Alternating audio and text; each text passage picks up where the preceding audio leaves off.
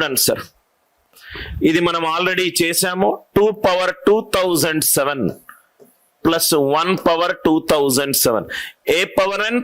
First question చదవండి.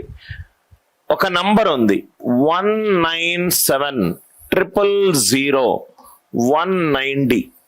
ఒక number ఇచ్చాడు, యూనిట్ డిజిట్ తీసేశాడు. 197000190 ఒక నంబర్ ఇచ్చాడు. ఈ నంబర్ ఏమన్నాడు? ప్రధాన సంఖ్య అన్నాడు. ఇది ప్రధాన సంఖ్య కావాలి అని అంటే డి వాల్యూ ఎంతనో చెప్పండి. డి వాల్యూ ఎంతనో చెప్పండి. 197000190 ఇది ప్రైమ్ నంబర్ కనుక అవుతే డి వాల్యూ ఎంత? ఖచ్చితంగా డి వాల్యూ 5 కాదు. ఎందుకనంటే డి వాల్యూ గనక 5 అయి ఉంటే ఈ నంబర్ దేంతో డివైడ్ అవుతుంది? 5తో డివైడ్ అవుతుంది. 5 తోటి డివైడ్ అవుతుంది. 5 తోటి డివైడ్ అవుతుంది. 5 తప్పించి మిగతా ఏ నంబర్లు 5 తోటి డివైడ్ అవ్వదు. రైట్, ప్రధాన సంఖ్య 5. ఇంకా మనకు ఆప్షన్లు ఏమున్నాయి? 1 3 7 9.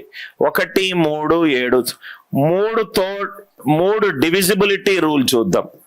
3 తోటి డివైడ్ అవ్వాలంటే ఏమై ఉండాలి? 3 తోటి డివైడ్ అయి ఉండాలంటే ఏమై ఉండాలి?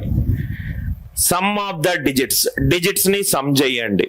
1 + 9 10, 17 18 సారీ 9 10 17 18 27. 27 + 2 అన్ని అంకెల యొక్క సమ్ గనక 3 తోటి డివైడ్ అయిపోతే ఆ నంబర్ 3తో డివైడ్ అయినట్టు.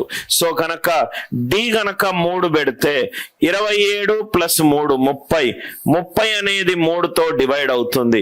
కాబట్టి 3 గనక ఉంచితే ఆ నంబర్ 3 తోటి డివైడ్ అవుతుంది. సో లాస్ట్ ఆప్షన్ 9 గనక పెడితే 27 + 9 36 కూడా 3 తోటి డివైడ్ అవుతుంది. 36 కూడా 3తో డివైడ్ అవుతుంది. 3 కాదు, 5 కాదు, 9 కాదు. మనకి ఇక్కడ 2 ఆప్షన్లు ఉన్నాయి. 1 7. ఈ రెండిట్లో ఏదో రైట్. 7 పెట్టి చూద్దాం. 7 పెట్టి చూస్తే 197, 3 0 197.